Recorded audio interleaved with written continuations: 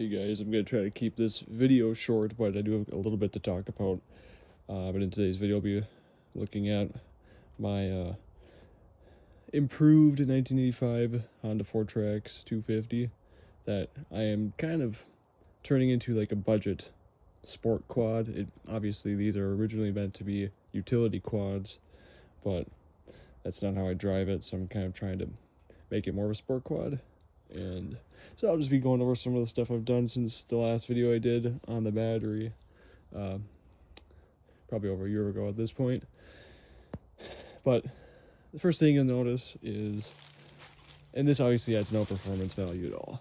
Maybe you could argue that maybe it's like a brush guard of sorts, but I just like how it looks. I cut up these teeth out of some sheet of metal, and then I welded it on there. I welded this bottom support bar, that just random piece of metal that I had. I just cut it up and used it for that. And I originally cut the template for these teeth out of cardboard. I was able to get the measurements right and everything, and then I just traced it onto metal and then cut it from there. I got inspired for that when I was camping last year with my family, and I had this at the campsite, and I was looking at it, and I can add a picture, I think, of what I was doing, but I took a picture of it, and because it looked like a face almost in the front here with these lights, and I thought it would really look good if it had some kind of like shark teeth or something. So I just was drawing some concepts with my phone photo editor.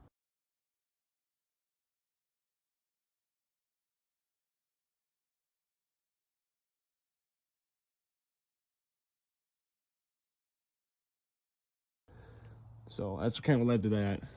But anyways, there's that.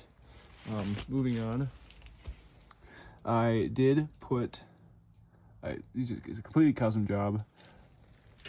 I wanted to put better shocks on this. I don't know if they make actual nicer shocks for these ATVs, but the stock shocks are just not a fun ride.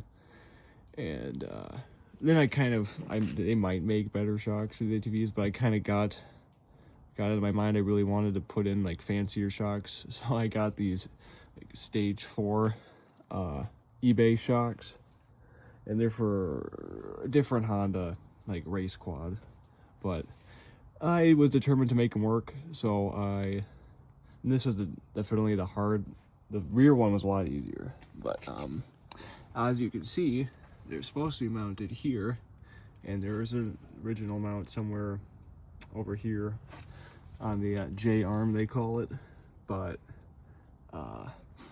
there's no way that big tall shock would fit there.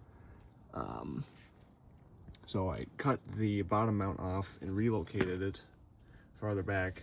Welding is not like super pretty by any means, and I'm gonna tell you right now, they are not uniform. So this side obviously is farther that way, but I wasn't taking any crazy like accurate measurements like you're probably supposed to if you're fabricating things like this, but it's an ATV, it's not a truck or anything, so they work. They work really well. I'd say the ride quality is still kind of stiff. Definitely noticeable difference, especially when you're hitting jumps. You can definitely feel them working. I'm sure that if I wanted to get a more comfortable like regular ride, I could set these all the way to the back so the springs aren't as compressed, but I don't really care that much. I don't really care enough to do that right now.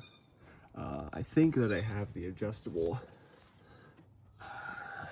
Yeah, I don't really know. These things don't come with instructions, so I'm not quite sure what the theory of operation for this adjustment system is, but I have it adjusted all the way, I think, to the softest setting, I believe. But yeah, so they work pretty good. I'm definitely pretty proud of them in here. It really, honestly, just when you see them, it really makes this thing look a lot more sporty. Yeah, once again, it's completely custom, like mount set up for them. pretty much just using like scrap metal that I had and kind of custom cutting it to size. So I put this bottom half on first, and then I measured out and stuff to see exactly where I needed to have this at. And then this is a support, because I have no idea, like, once again, I'm just completely winging it here, but I kind of figured if I'm hitting a jump hard, it's going to load it like kind of like in this direction. So I have this here just in case it's trying to push down, it won't crack at the base, because it's otherwise it would all the force is just on this one side here. So if any of that makes sense. I don't know if I ever mentioned this, but a weak point that I've noticed with these is the tie rods, the tie rod ends.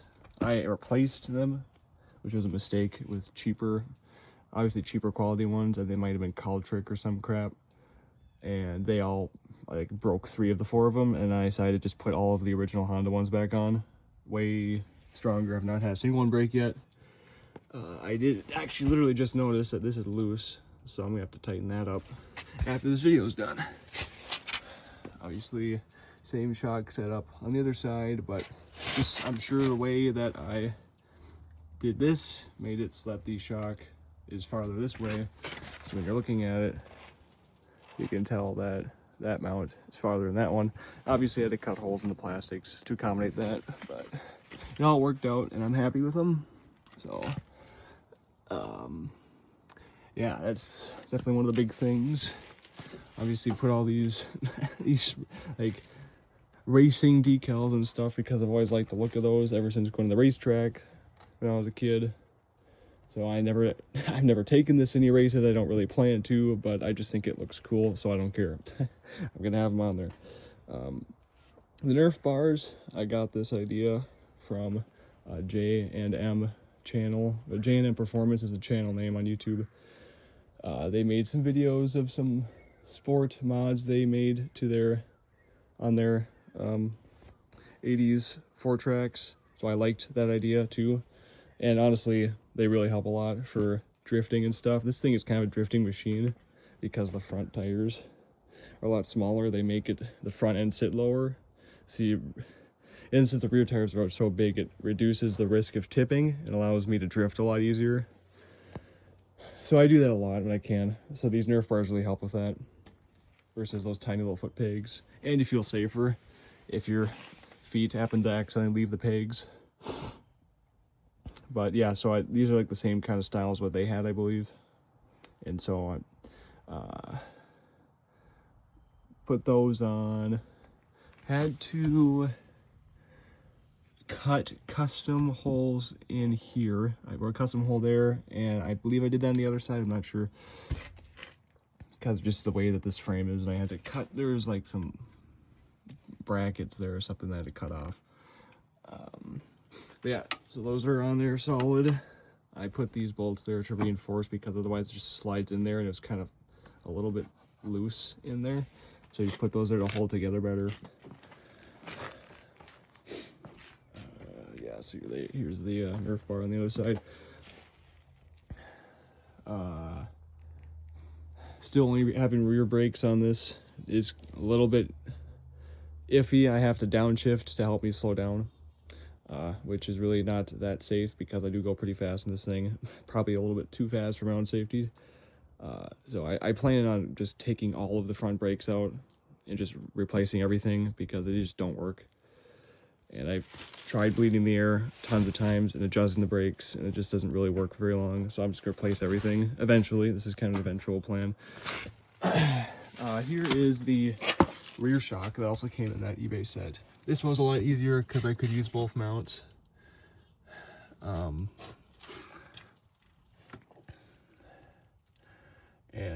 what I had to do here is I had to use my angle grinder and shave the insides of these ears off so I could fit around this. And then I honestly cannot remember if this is me or not, but there's a spacer in here, so when I'm tightening the bolt, it didn't just keep on squeezing this. it tightens against the spacer. And then obviously I have a jam nut on there too to keep that tight. And I have the gas chamber mounted right here. So again, that stuff comes with the kit. It's on there solid. Yeah, it works really good. Definitely an improvement. Not like a lot softer ride, but definitely softer than the stock shocks. And you really notice them when you're hitting jumps. It is so nice. So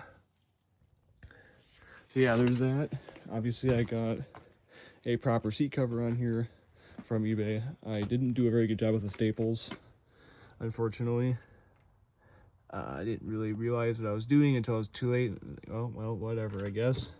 But it still looks a lot nicer than the duct taped seat that you see in my previous video.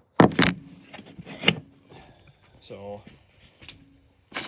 the last thing here is another thing that they had mentioned, the J&M Performance guys had mentioned in their video, is they put a Honda 400EX, like Chinese Amazon carburetor on here. And I really wanted to do that. And so I did, probably about a month ago. Definitely a tight fit, very tight fit. You can do it. It is doable, but it's very tight fit. I really had to force the intake air boots on there because the openings are meant for, it's like on the stock carb, the openings are smaller, probably by about 1/4 of an inch, maybe 1/2 inch. So you really got to force them on there, but it can be done. Definitely a pain in the butt to squeeze in there, but it's doable. All the linkages except the choke linkage, hook up fine. Thankfully I got lucky. I did not have to tune this one at all. It just dropped right in and just worked. The only thing I had to do was adjust the idle speed because it was idled a little low. But this thing rips. Definitely got some more power out of it from doing this. I don't want to necessarily guess on miles per hour how much I gain, but I would like to say at least 1 or 2. But it might just be because I'm just revving it harder now because I feel like I can. But yeah, this thing rips with this 400EX carburetor. I am curious to see how the engine handles it in the long term. I wouldn't be surprised if it blows up prematurely or something, but that is the risk I'm willing to take, I guess, because it sure is fun. So the choke is now just, they just came with this yellow lever, and so I just have to reach my hand in there to engage it. Just pull it back, and that's on, and now it's off. But yeah, that's, I mean, in my experience, definitely worth it.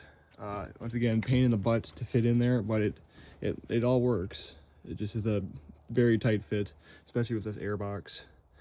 I know they said in their video they got rid of the air box, but I didn't really want to do that, especially because this thing sees a lot of water and mud in the summer, so I didn't want to risk it ingesting any of that. So yeah, that's I guess that's pretty much it for now. Like I said, the next thing I want to do is the front brakes, and the exhaust has a lot of holes in it.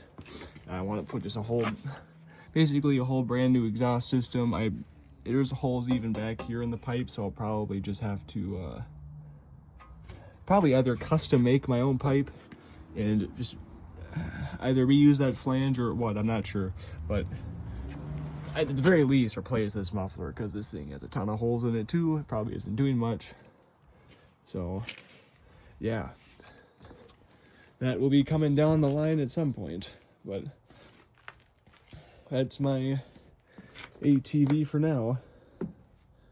One more thing that I forgot to mention. I don't think I ever mentioned this in another video. I never made a video with this, but sometime last year, the main clutch, there's 2 clutches.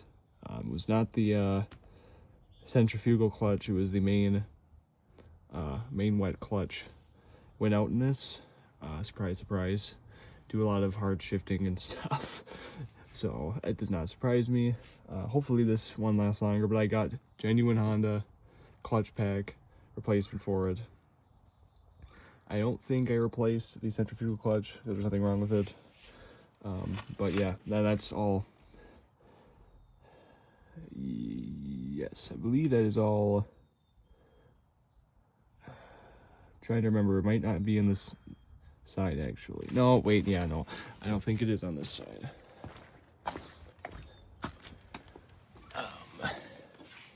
Yeah, I'm pretty sure it's on this side of the machine. I don't know why, but I cannot remember for certain, but I'm pretty sure that it was on this side of the machine, and I just had to take that cover off. And there's some more procedures. I have a manual for this ATV that I got. I believe it's a climber manual, but that talks about the process of doing that, so it was pretty straightforward. It wasn't too bad. Replace that clutch pack and stuff, and it's worked fine after that. Yeah, hopefully that lasts a long time. I wouldn't be surprised if it doesn't, just based on the way I drive this thing. So there's that.